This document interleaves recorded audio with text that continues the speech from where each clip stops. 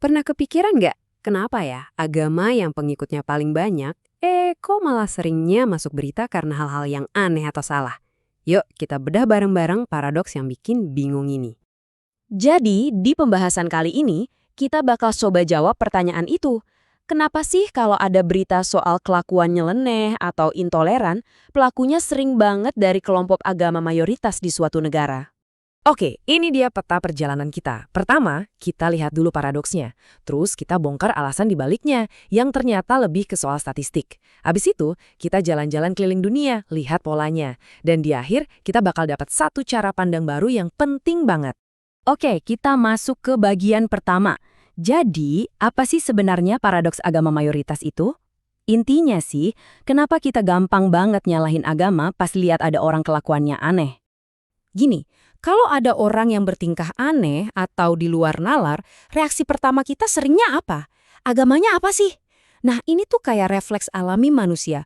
Otak kita tuh cari jalan pintas, cari penjelasan paling gampang. Dan yang paling gampang ya, label kelompok terbesarnya dia, seringnya ya agama. Terus, apa jawabannya ada di kitab suci? Ternyata, bukan. Justru yang menarik banget, jawabannya itu ada di hal yang lebih simpel. Matematika dan sedikit psikologi. Ini soal angka. Nah, ini dia perbandingannya. Asumsi kita biasanya kan, wah agamanya pasti ngajarin yang aneh-aneh atau intoleran. Padahal, kenyataan statistiknya beda banget. Di kelompok manapun yang super besar, pasti bakal ada lebih banyak contoh-contoh ekstrim yang kelihatan. Mau itu yang baik banget atau yang buruk banget. Ibaratnya gini, kalau ada kolam isinya 10 ikan, mungkin nggak ada yang aneh. Tapi kalau kolamnya isinya 10 juta ikan, ya kemungkinan besar bakal ada beberapa ikan yang warnanya aneh kan? Sama kayak manusia. Makin banyak populasinya, ya makin gampang nemuin contoh yang baik dan yang buruk. Karena ya jumlahnya emang sebanyak itu. Belum lagi, ada yang namanya bias negativitas. Otak kita itu dari sananya emang lebih tertarik sama berita yang negatif, kontroversial, atau aneh. Makanya, satu kelakuan buruk dari satu orang bisa jadi headline gede-gedean. Sementara jutaan perbuatan baik dari orang lain di kelompok yang sama, ya nggak masuk berita. Oke, sekarang kita coba buktiin teori ini. Kita bakal jalan-jalan ke beberapa negara buat lihat, bener nggak sih pola ini kejadian di mana-mana, nggak peduli agamanya apa? Pemberhentian pertama kita, India. Di sini mayoritas penduduknya beragama Hindu. Lihat deh beberapa contoh ini. Ada yang nyembah motor, ada yang minum air dari Aceh bocor dikira air suci, bahkan sampai ada turis bule disembah gara-gara tatonya. Aneh kan? Tapi ingat, ini tuh kasus-kasus ekstrim yang viral. Ini sama sekali bukan gambaran dari lebih dari 1 miliar penganut Hindu lainnya. Ini cuma ikan aneh di kolam yang super besar. Pola yang sama juga berlaku buat tindakan intoleransi. Misalnya penghancuran bangunan milik minoritas atau ancaman ke orang yang pakai topi sinterklas. Dengan populasi segitu besar, sayangnya ya pasti secara statistik bakal ada aja oknum atau kelompok yang ekstrim. Dan kelakuan mereka inilah yang diliput media seolah-olah itu mewakili semuanya.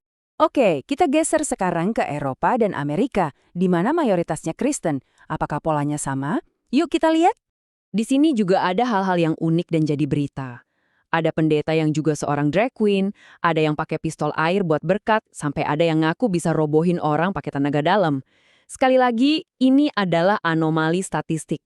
Ini kasus-kasus langka yang lebih gampang masuk berita dibanding jutaan umat Kristiani yang ya hidup normal aja. Dan ya, sama seperti di tempat lain, intoleransi oleh oknum dari kelompok mayoritas juga terjadi. Ada kasus penembakan pemuda minoritas di Prancis, ada polisi di Jerman yang narik paksa jilbab. Penting banget buat kita ingat, ini tindakan individu atau institusi dalam sebuah populasi raksasa.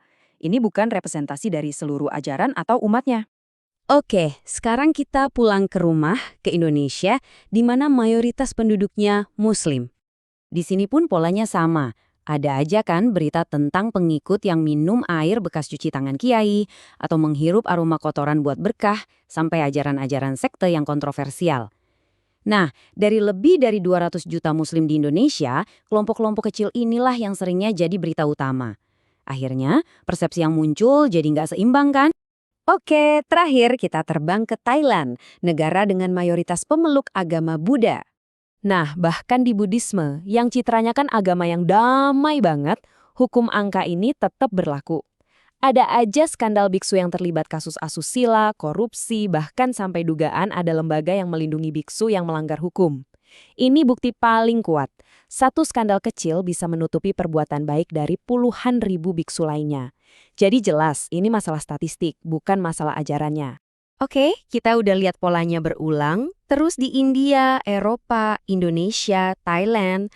Jadi setelah semuanya ini, apa sih pelajaran penting yang bisa kita ambil? Ada satu kutipan keren yang bunyinya gini. Nggak semua orang dari agama itu kayak gitu. Tapi semua yang kayak gitu kebetulan dari agama itu. Kalimat ini tuh jelek banget. Dan ini berlaku di negara mana aja yang punya kelompok mayoritas. Ini soal dinamika kelompok, bukan cacat di agamanya. Jadi, lain kali kita lihat berita yang bikin heboh, coba deh pakai 3 langkah simpel ini. 1. Lihat dulu perilaku individunya, bukan kelompoknya. 2. Ingat, ini cuma permainan angka. Di kelompok besar, pasti ada yang aneh. 3. Baru deh nilai orangnya, bukan label agamanya. Dan ini ninggalin kita sama satu pertanyaan terakhir buat direnungin.